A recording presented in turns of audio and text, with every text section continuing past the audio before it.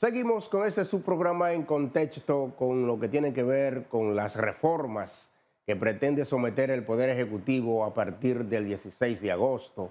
Los legisladores siguen opinando, sobre todo la oposición, que entiende que en estos tiempos o en estos momentos no es necesaria una reforma. Vamos a ver. Los diputados de la oposición entienden que el país no requiere una reforma constitucional, sino que lo que se requiere es enfrentar la situación de la canasta familiar. El nerviosismo es una expresión del señor presidente de la República, que sí sabe que cada vez que se habla de la palabra reforma, genera incertidumbre en la población, porque las experiencias que se tienen con relación a los procesos de reforma que tocan los precios de los artículos de primera necesidad, el nerviosismo está ahí, que de solo mencionar que hay proceso de reforma, ya los artículos se han disparado todos. Y al dispararse los artículos de primera necesidad, no se trata de la oposición, se trata de la población, de la ciudadanía, que siente en cuerpo y alma y sobre todo en los bolsillos el costo de los artículos de primera necesidad que se disparan. El asunto no es reelegirse, ni que esté en reelección. El asunto es que realmente ya la Constitución fue modificada y le da 2 periodos a todos los presidentes. Entonces, el candado de hecho ya está. Todo el que haga 2 periodos vuelve para su casa. En tanto que Rafael Castillo, diputado de la Fuerza del Pueblo, rechaza que haya nerviosismo en la oposición. Bueno, no es que temamos a la reforma y que él no se va a reelegir, es que la Constitución actual con la que él fue electo prohíbe la reelección, entonces eso es llover sobre mojado.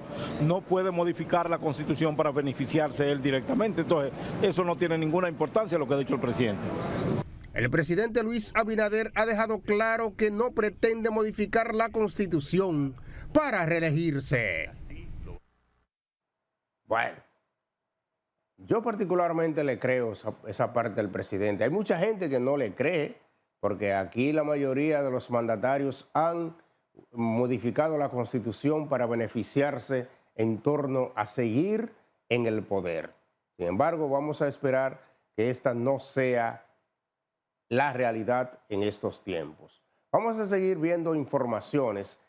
Esta vez vamos a ver una petición del movimiento duartiano de la República Dominicana. El presidente del Instituto Duartiano, Wilson Gómez Ramírez, dijo que el artículo contenido en el Código Penal puede tentar contra la soberanía al considerar que la misma dificultará la repatriación de extranjeros indocumentados en el país, especialmente de haitianos.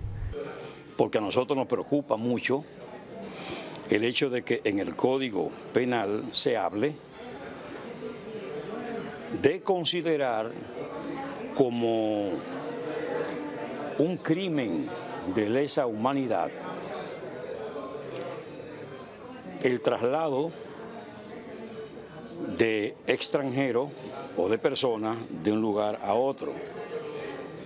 Eso significa que una repatriación eventual masiva podría encontrar en el Código Penal una protección y que un juez pueda condenar a una autoridad por haber cumplido con su deber. Wilson Gómez Ramírez, presidente del Instituto Duartiano, y Peregrín Castillo, de la Fuerza Nacional Progresista, expresaron su preocupación por el uso de recursos destinados a los dominicanos en servicios para extranjeros en hospitales y escuelas. Desproporcionada presencia de ilegales indocumentados en el territorio nacional, que se expresa, entre otros aspectos de la vida del país, en la educación.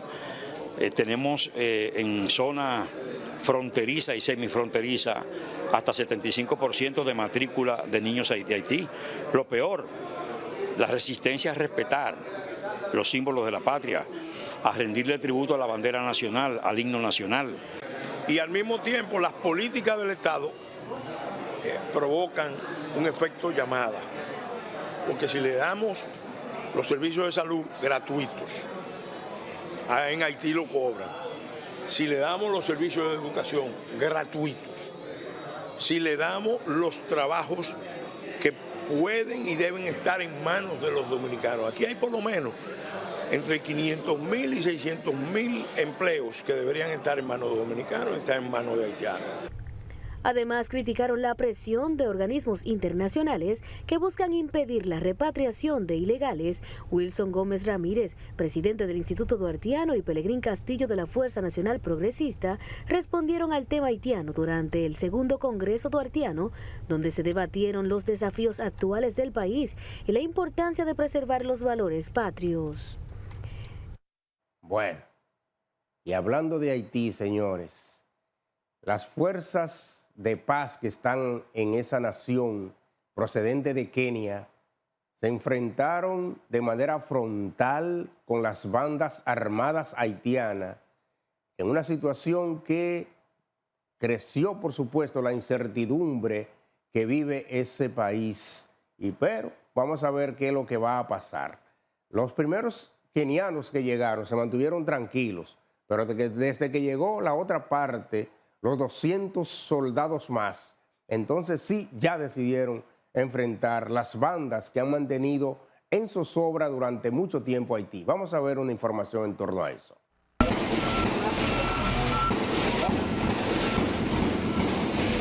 Policías de Kenia y miembros de bandas armadas se enfrentaron en Puerto Príncipe con el reporte de al menos 25 pandilleros detenidos. El choque ocurrió horas después de la llegada de un segundo grupo de 200 policías kenianos en ayuda al pueblo haitiano.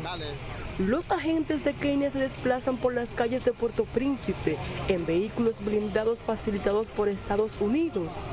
Estos policías se apoderaron de la principal plaza ubicada de la capital haitiana en su primera operación desde su despliegue hace casi un mes. Los kenianos se colocan en lugares estratégicos en las principales zonas de Puerto Príncipe. En el último año y medio ha estado bajo el control de 200 bandas.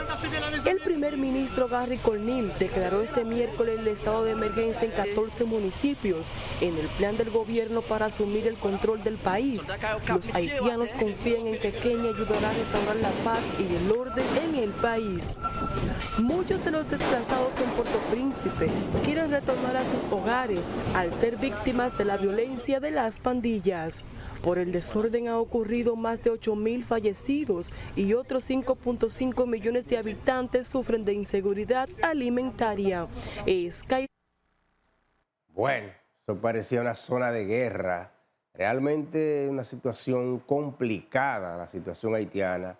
Y la República Dominicana no le queda más alternativa que reforzar la frontera ante cualquier situación.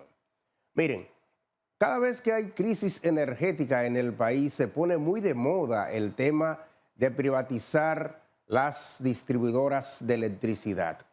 En estos momentos se está hablando de que a pesar de que éstas sigan siendo del Estado, sean administradas por instituciones privadas. Con la diferencia de algunos puntos del país, han habido muchos apagones. Y cuando hablo de diferencia, me refiero a la área de Concepción, sobre todo en la parte este, donde está el consorcio energético Punta Cana Macao, CEPEN. Las personas que tienen la oportunidad o la suerte de pertenecer a la Concepción, al área de Concepción de esta empresa, no han sufrido apagones en estos tiempos y mantienen un servicio estable y de calidad. Por lo tanto, todo parece indicar que en el sistema energético nacional no todo es negativo. Hay puntos positivos y esos puntos positivos los encabeza la gente del Consorcio Energético Punta Cana Macao, CEPEN, que han tenido un gran desempeño brindándole al país energía estable y de gran calidad. Ese tipo de ejemplos deben ser seguidos en la República Dominicana en materia de suministro de electricidad, porque ese es un tema que nos viene golpeando desde hace ya muchos años. Con este comentario llegamos al final de este subprograma En Contexto. El próximo jueves nos vemos si Dios lo permite.